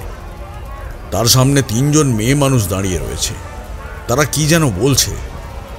লোকটা হাতের একটা ঝটকায় সেই 3 জনের মাথাটা এক টানে ধড় থেকে আলাদা করে দেয়। সেইগুলো ছিটকে গিয়ে পড়ে মাটির উপর। গল গল করে রক্ত পড়তে পড়তে শরীরগুলো কাঁপতে কাঁপতে মাটির উপরে পড়ে গেল। সঙ্গে সঙ্গে আমার মনে পড়ে যায় সেই গাছের তলায় দেখতে পাওয়া অদ্ভুত সেই 3টে মস্তকহীন নারীর কথা। কিন্তু ওটা কি? আমার চোখের সামনে এগোতে থাকা সেই সাধুর শরীরটা আস্তে আস্তে বদলে যাচ্ছে মানুষের চেয়ে দ্বিগুণ প্রাণীটার মতো। সাধুর শরীর বদলে গেছে, আর তারপরেই শুনতে পেলাম অনেক দূর থেকে যেন চিৎকার করে কে বলে উঠল, আমি জানতাম সাধু বাবা, আমায় আটকানোর জন্য একমাত্র আপনাকেই আসতে হবে। কিন্তু কেন আমার সঙ্গে এই বেঈমানি কেন করলেন? আমি তন্ত্র ক্ষমতা তোকে দিয়েছিলাম ভালোর জন্য। এই তন্ত্র ক্ষমতা কাজে লাগিয়ে যে তুই এমন কিছু করবি সে কথা আমি জানতাম না। তাহলে তোকে এই ক্ষমতা দিতাম না। তাই এই অনাচার শেষ করার জন্য আমাকে এখানে আসতে হয়েছে। আর কতবার আপনি এভাবে আসছেন? এই সব কিছু কি কোনোদিন শেষ হবে না? আজ প্রায় 100 বছর ধরে এই সমস্ত কিছু চলে আসছে একইভাবে। এর থেকে কি কোনো মুক্তি নেই? মুক্তি আছে। আজকেই সেই মুক্তির দিন। আমি তো বলেছিলাম, তোর মৃত্যুর আগেই বলেছিলাম, তোর মৃত্যুর 100 বছর পরে তোর মুক্তি ঘটবে। আর সেই মুক্তির জন্যই তো আজ ওকে আমি নিয়ে এসেছি। সাধুর সেই ভীষণ মূর্তি আমার দিকে তাকালো। তার সঙ্গে পেছনে থাকা অনেকগুলো মানুষ আমার দিকে তাকালো। কিন্তু ওগুলো মানুষ কোথায়? দেখতে পেলাম যেন অনেকগুলো নরকঙ্কাল এক জায়গায় দাঁড়িয়ে রয়েছে। তাদের মাথাগুলো নরকঙ্কালের মতো হলেও বাকি শরীরটা মানুষের। এমনকি আমার সামনে যে 2 ভীষণ মূর্তি রয়েছে তাদের মাথাগুলো অন্যরকম, আর বাকি শরীরটা শুকিয়ে যাওয়া মানুষের। মনে পড়ে গেল সেই গাছের তলায় দেখতে পাওয়া সেই মানুষটার কথা। কিন্তু এসব হচ্ছেটা কি? সাধু আবার চিৎকার করে বলল, এখনই যেতে হবে, এক্ষুনি তোমায় যেতে হবে। গিয়ে আমাদের সকলকে উদ্ধার করতে হবে। আমরা সবাই এখানে আবদ্ধ হয়ে পড়ে রয়েছি। আমি অতি কষ্টে কাঁপা কাঁপা গলায় বললাম, আমি কি পারবো এসব করতে? আর এসব কিছু তো আমি বুঝতেও পারছি না। তুমি পারবে। তাই তো এই 100 বছরে শুধুমাত্র তুমি জঙ্গলের ভেতরে ঢুকে ওই গম্বুজ দেখার পরেও এখনো তুমি বেঁচে আছো। যারা এখান থেকে বেঁচে গেছে তারা ভয়ে পালিয়েছে। একমাত্র তুমি আসতে পেরেছো। আমি জানি তুমি পারবে তারানাথ। মনের ভেতরে কেমন যেন একটা অদ্ভুত অনুভূতি হলো। সঙ্গে সঙ্গে দেখতে পেলাম মুকুলকে। আমার থেকে একটু আগে সে সামনের দিকে চলে যাচ্ছে। আমি চিৎকার করে ডাকলাম, কিন্তু মুকুল শুনল না। মনে হলো মুকুল যেন আমায় কোথাও নিয়ে যাওয়ার চেষ্টা করছে। মুকুলের পেছন পেছন আমি এগোতে লাগলাম। অনেক গলি ঘুঁজি পেরিয়ে, অনেক পথ ধরে সিঁড়ি দিয়ে ওঠানামা করে ঘুরতে ঘুরতে আমি যেখানে গিয়ে পৌঁছালাম সেখানে একটা মশাল জ্বলছে। মশালের চারপাশটায় একবার তাকাতেই বিশ্বাস করবে না তোমরা, আমার বুকের রক্ত পর্যন্ত হিম হয়ে গেল। সেখানে পড়ে রয়েছে অজস্র নরকঙ্কাল, কারোর মাথা শরীর থেকে বিচ্ছিন্ন, কারোর হাত পা ভাঙা, কারোর শরীরটার বুকের পাটা দুটো বোধহয় বেরিয়ে এসেছে এক পাশে। যেন নরকঙ্কালের স্তূপের মাঝখানে আমি এসে পড়েছি। মুকুল থমকে দাঁড়িয়ে পড়েছিল, তার হাতেই মশালটা রয়েছে। আমার মাথার ভেতর যেন সেই সাধুর কথা শুনতে পাচ্ছি। তারানাথ, শেষটা কি হয়েছিল সেটা তো তোমায় বলাই হয়নি। রাজা নিজের তন্ত্র ক্ষমতার মাধ্যমে যখন নিজের শরীরকে দারুণ শক্তিশালী করে তুলল, তখন সেই সাধুও নিজেকে রাজার মতোই করে তুলল, কারণ সেই সাধুই ছিল রাজার গুরু। দুজনে মিলে সে এক প্রবল লড়াই চলতে লাগল।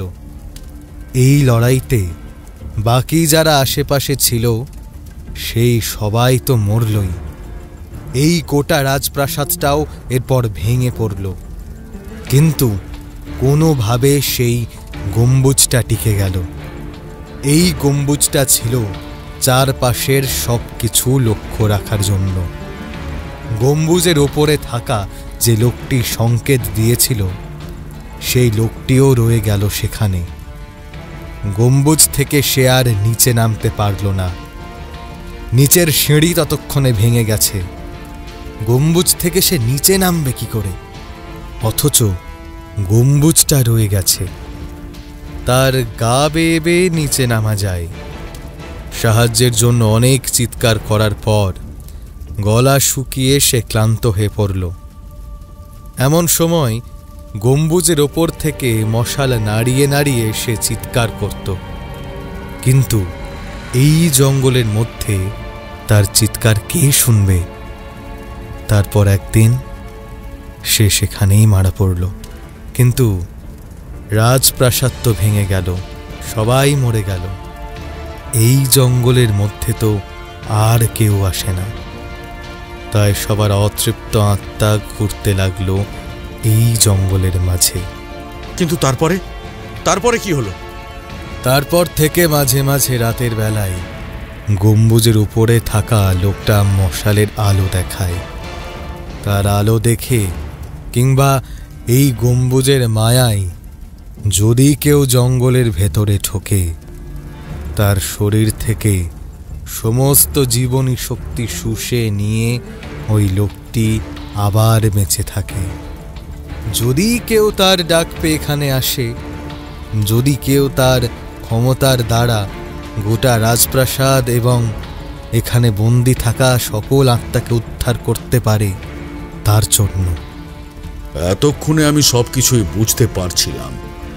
মুকুল মশাল হাতে দাঁড়িয়ে রয়েছে, আমি তার কাঁধের উপর হাত রেখে একটা মন্ত্র পড়লাম বিড়বিড় করে। এক ঝটকায় যেন মুকুলের ঘোরটা কেটে গেল। সে সামনে তাকিয়ে দেখে চিৎকার করে বলল, সর্বনাশ, ওটা কি? এখন ভয় পাওয়ার সময় নয় মুকুল, আগুন জোগাড় করতে হবে। অনেক ডালপাতা জোগাড় করে এখানে আগুন ধরিয়ে দিতে হবে। সমস্ত কঙ্কাল যেন একসাথে আগুনে পুড়ে যায়, তার ব্যবস্থা করতে হবে।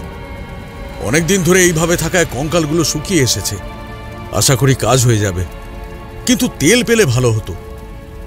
মুকুল কিছুক্ষণের মধ্যেই ব্যাপারটা সামলে নিল। তারপর সে চলে গেল তেল আর ডালপাতার খোঁজে। আমি সেই ঘরের কাছে চুপ করে বসে রয়েছি।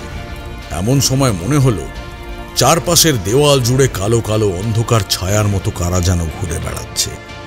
বাইরের বৃষ্টিটা কমতে শুরু করেছিল। তারানাথের গল্পটা যে এমন জায়গায় চলে যাবে সেটা কে ভাবতে পেরেছিল? আমি আর কিশোরীর রুদ্ধশ্বাসে শুনে চলেছিলাম। তারানাথ চুপ করে একবার বাইরের দিকে তাকালো।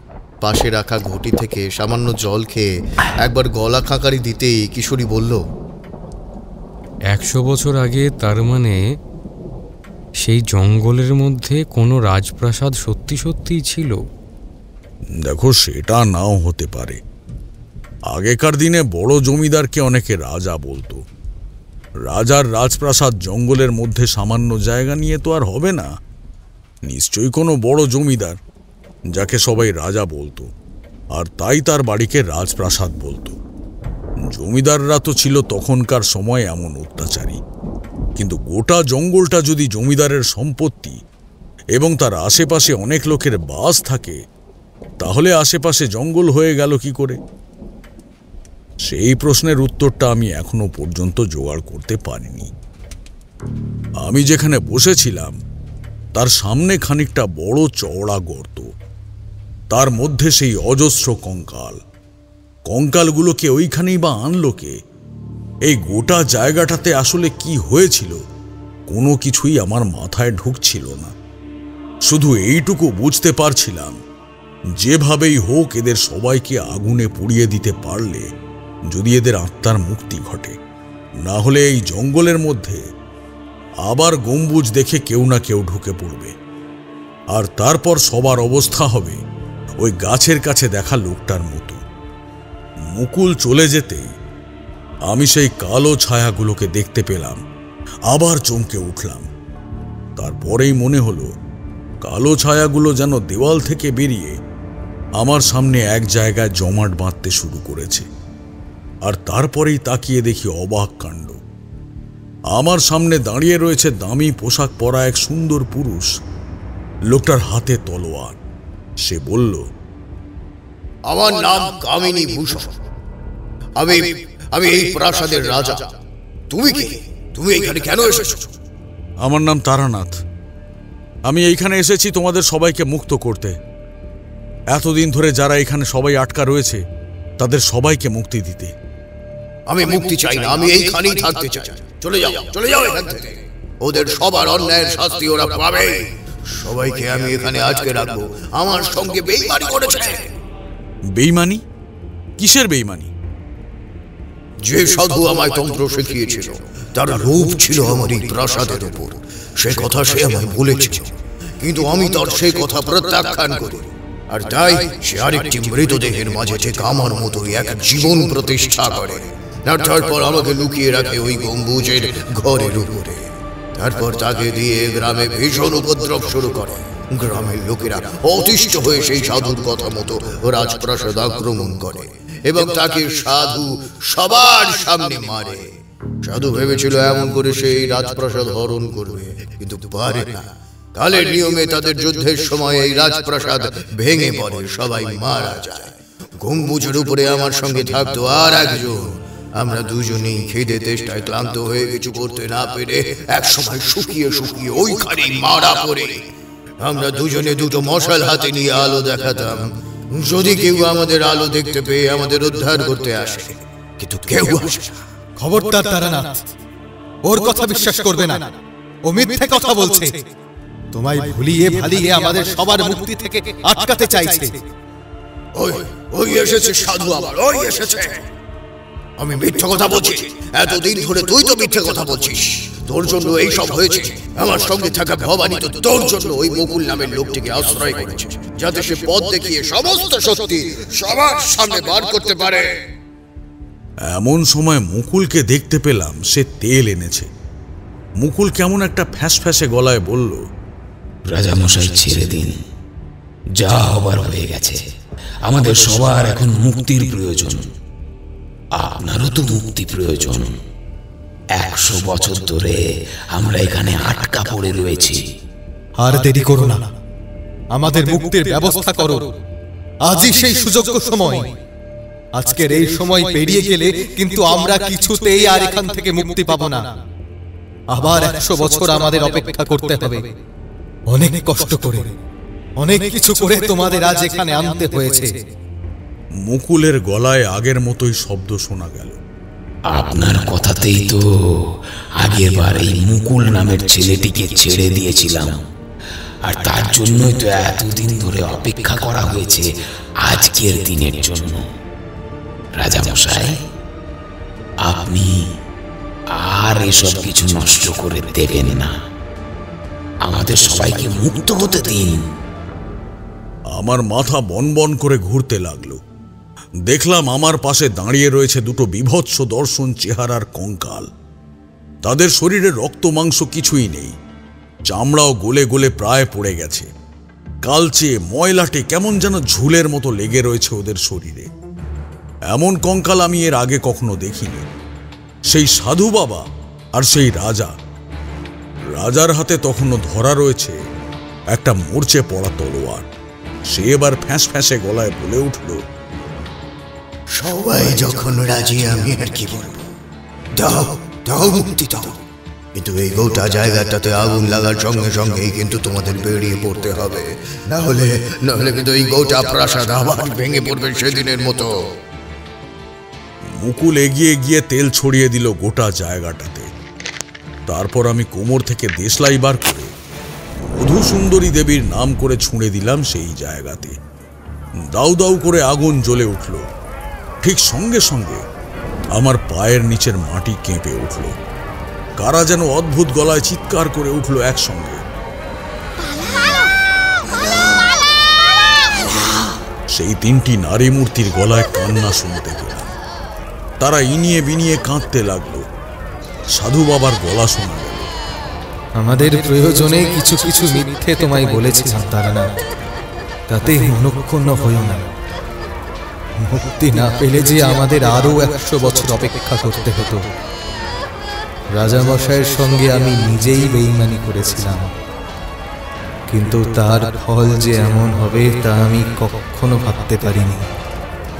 তোমরা এক্ষুনি বেরিয়ে যাও, এক্ষুনি বেরিয়ে যাও এখান থেকে। আমি তোমাদের কাউকে স্পর্শ করতে পারবো না।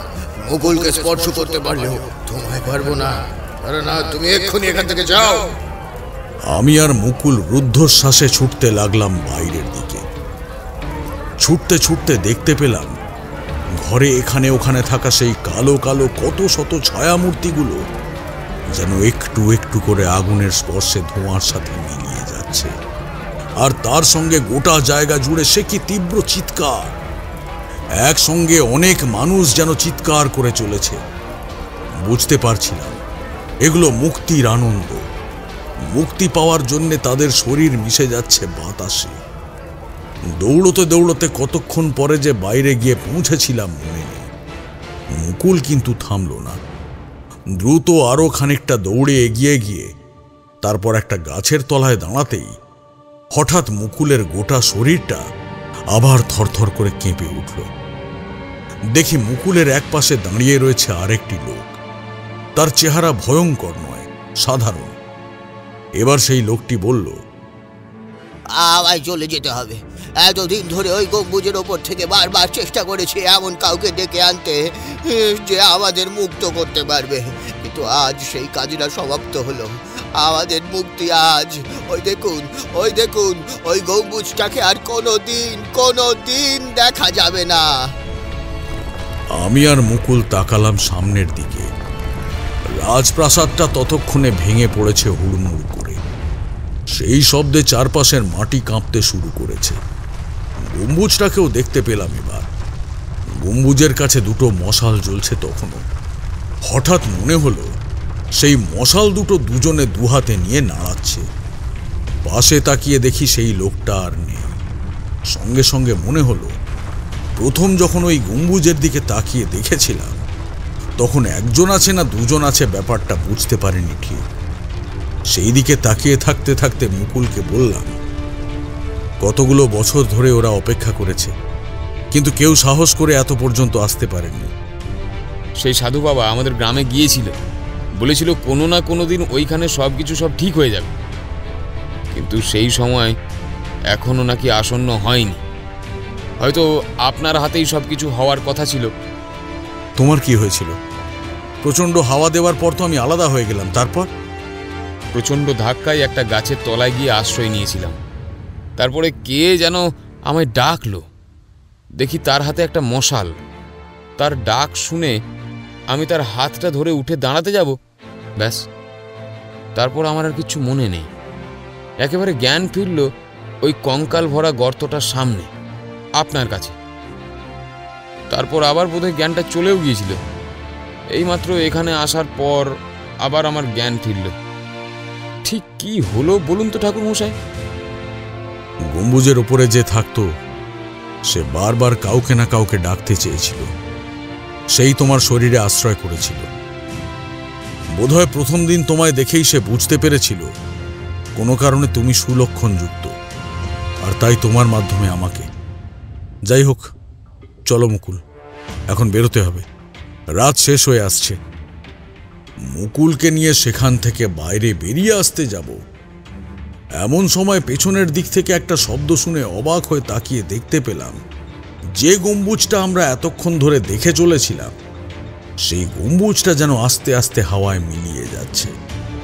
মুকুল অবাক হয়ে বলল, গম্বুজটাও কি তাহলে? আমি সেই দিকেই তাকিয়ে রইলাম। রাতের আকাশে গম্বুজটা আস্তে আস্তে মিলিয়ে যাচ্ছে অন্ধকারে, আর তার পেছনের দিকে তারাগুলো এখন দেখা যাচ্ছে। চাঁদের আলোয় গোটা জঙ্গলের মাথার উপর আর কিচ্ছু নেই। আর দাঁড়ালাম না, গাটা ছমছম করতে লাগলো। আমরা বেরিয়ে এলাম সেখান থেকে। সবই ঠিক আছে ঠাকুরমশাই, কিন্তু একটা কথা আমি কিছুতেই বুঝতে পারলাম না। আচ্ছা ঠাকুরমশাই, এতগুলো বছর ধরে আর কেউ সেই স্থানে গিয়ে ওদের মুক্ত করতে পারল না কেন? আপনি তো বলেন যে আপনার থেকেও অনেক বেশি ক্ষমতা রয়েছে এমন তান্ত্রিক আছে, তারা কেউ কি সেখানে যায়নি? সবকিছুই ভাগ্যের হাতে, বুঝলে হে ছোকরা। যার ভাগ্যে যা লেখা রয়েছে তার ভাগ্যে তাই হবে। না হলে আমি কেনই বা সেদিন সন্ধেবেলা মুকুলের বাড়িতে আশ্রয় নেব? আমি তো অন্য কারোর বাড়িতেও আশ্রয় নিতে পারতাম। তাছাড়া ওদের গ্রামে, মানে ওই চাঁপাহাটিতে যাওয়ার আগে একটা পথের বাঁক পড়েছিল। সেইখানে একটা কুকুর আমায় ওই চাঁপাহাটির পথে বেশ খানিকটা সঙ্গ দিয়েছিল। যদি ওই কুকুরটা ওই পথে না গিয়ে অন্য পথে যেত, তাহলে তো আমি ওই পথেই চলে যেতাম। আসলে সবকিছুই একে অন্যের সঙ্গে যুক্ত। মনে রেখো, এই যে গাছের পাতা যে নড়ে, তারও একটা কারণ আছে। সেই গাছের পাতা নড়ার সামান্য কারণেও এমন অনেক কিছু হতে পারে যা তোমরা ভাবতেও পারবে না। এই গোটা পৃথিবীতে সবকিছুই একে অপরের সঙ্গে সম্পর্কযুক্ত, আর সবকিছুই ভাগ্য। সবকিছুই ভাগ্য সে কথা ঠিক নয়, অনেক কিছু তো আমাদের কর্মফল হয়। কর্মফল আর ভাগ্য, এই দুই নিয়েই আমাদের জীবন। আসলে আমাদের ভাগ্যে যা লেখা থাকে তাকে কর্মফলের মাধ্যমে আমরা খানিকটা বদলাতে পারি, আবার আমাদের কর্মফলের মাধ্যমে আমরা আমাদের ভাগ্যকে পরিবর্তন করে ফেলতে পারি অনেকটাই। কিন্তু আসলে যে ভাগ্যে কি লেখা আছে তা তো আমরা জানি না। আসলে ভাগ্যের উপর ভরসা করে না থেকে নিজের কর্মের উপর ভরসা করতে হয়, তাহলে ভাগ্য নিজেও তোমার সহায় হবে। এমন সময় হঠাৎ করে শশীচরণ বাবুর কথা মনে পড়তেই সে কথাটা বললাম আর একবার। তারানাথ বলল, উনি ঠিকই বলেছেন। আমারও মনে হয় তার স্ত্রী কোনো কারণে ফিরে এসেছে। অনেকেরই তো এমন অতৃপ্তি থেকে যায়, এমন কিছুই হয়েছে হয়তো তার, যেটা এখন সমাধান করা প্রয়োজন। একটা কাজ করো, শশীচরণকে বলো যদি এরপরে আবার তেমন কোনো অনুভূতি হয় তাহলে যেন সে কথা বলার চেষ্টা করে। ভয় না পেয়ে তার সঙ্গে যোগাযোগ করতে বলো। আশা করি তার যখন এতদিন কোনো ক্ষতি হয়নি, তাহলে এবারেও হবে না। আমরা উঠে পড়লাম, তারানাথও উঠে পড়ল আমাদের এগিয়ে দেওয়ার জন্য। বৃষ্টি কমে এসেছে। কিশোরী বলল, ভয়ঙ্কর ব্যাপার। 100 বছর আগে কোন এক রাজার যুদ্ধ চোখের সামনে আপনি আবার দেখতে পেলেন, তাদের মুক্তির ব্যবস্থা করে দিয়ে এলেন আপনি। জন্মের সময়ই আমাদের ভাগ্য লেখা হয়ে যায়। আমার জন্মের সময় আকাশে নীল আলোর উল্কা দেখা গিয়েছিল। তখনই বোঝা গিয়েছিল আমার জীবনটা হবে একটু অন্যরকম। যে কথা তোমাদের বললাম তাতে এক বর্ণ মিথ্যে কথা নেই, সবকিছুই সত্যি। হয়তো অনেক কিছু একটু গুছিয়ে বলতে হয়েছে, যেটা হয়তো হয়েছিল সামান্য অন্যভাবে। আসলে হুবহু একই ধরনের কথা বললে সবসময় তোমাদের শুনতে ভালো লাগবে না। তবে এটুকু বলতে পারি, মিথ্যে কথা একটুও বলিনি। আপনি মিথ্যে কথা বলেন না, সে কথা আমরা জানি। কিন্তু মাঝে মাঝে আপনার এই কথাগুলো এত অদ্ভুত শুনতে লাগে যে বিশ্বাস অবিশ্বাস কোনটা করব বোঝা যায় না। আমি তোমাদের সমস্ত সত্যি কথা বলেছি। বিশ্বাস করা বা অবিশ্বাস করা তোমাদের ব্যাপার। তবে হ্যাঁ, শশীচরণকে কথাটা কিন্তু ভালো করে মনে করে বলো। আমার কেন জানি না মনে হচ্ছে ব্যাপারটা এখানে থেমে থাকবে না, এরপরেও আরো কিছু ঘটবে। একবার এমন একটা ব্যাপার ঘটেছিল, অতি সামান্য একটা বিষয়, কিন্তু শেষমেশ অনেক বড় হয়ে দাঁড়িয়েছিল। তোমরা পরের দিন যখন আসবে তখন ওই কথাটা বলবো। আমরা পথে নেমে এলাম। টিপটিপ করে আবার বৃষ্টি শুরু হয়েছে। কিশোর একটু উসকুস করছে দেখে বললাম, আরে কি হয়েছে বলো। সবই তো হলো, কিন্তু একটা ব্যাপার যেন আমি কিছুতেই বুঝতে পারছি না। ওই গম্বুজটা দেখো, ওই রাজপ্রাসাদ যদি আগেই ভেঙে দিয়ে থাকে তাহলে গম্বুজটা টিকে গেল কি করে? আর যদি গম্বুজটা সত্যি সত্যি টিকে গিয়েই থাকে তাহলে সেদিন তারানাথ যখন সবাইকে মুক্ত করলো তখন সেই গম্বুজটা চোখের সামনে মিলিয়ে গেল কি করে? তাহলে কি গম্বুজ সত্যি সত্যি ছিল নাকি ছিল না? তাহলে কি ওই অতগুলো মানুষের আত্মার সঙ্গে গম্বুজটারও একটা আত্মা ছিল যা মানুষকে কোনোভাবে আকর্ষণ করত? এই ব্যাপারে শেষের দিকে তারানাথ কি বলেছিল ভালোভাবে মনে পড়ছিল না, তাই উত্তর করতে পারলাম না। কিশোরী মনে মনে বিড়বিড় করে কি যেন একটা বলতে বলতে এগোতে লাগলো। আমি ভাবছিলাম শশীচরণবাবুর কথা, শশীচরণবাবুর আবার কোনো বিপদ হবে না তো? কিন্তু তারানাথ তান্ত্রিক যতক্ষণ আছে বিপদের কোনো চিন্তা নেই। যে কোনো বিপদ হলে সে ঠিক তার সমাধান করে দেবে, এইটুকু আমরা জানি। বৃষ্টিটা বেড়ে উঠেছিল। আমরা এবার দৌড়ে ট্রাম রাস্তার দিকে এগিয়ে গেলাম। ট্রাম ধরে বাড়ি ফিরতে হবে। শশীচরণবাবুকে বলা দরকার তারানাথের কথা।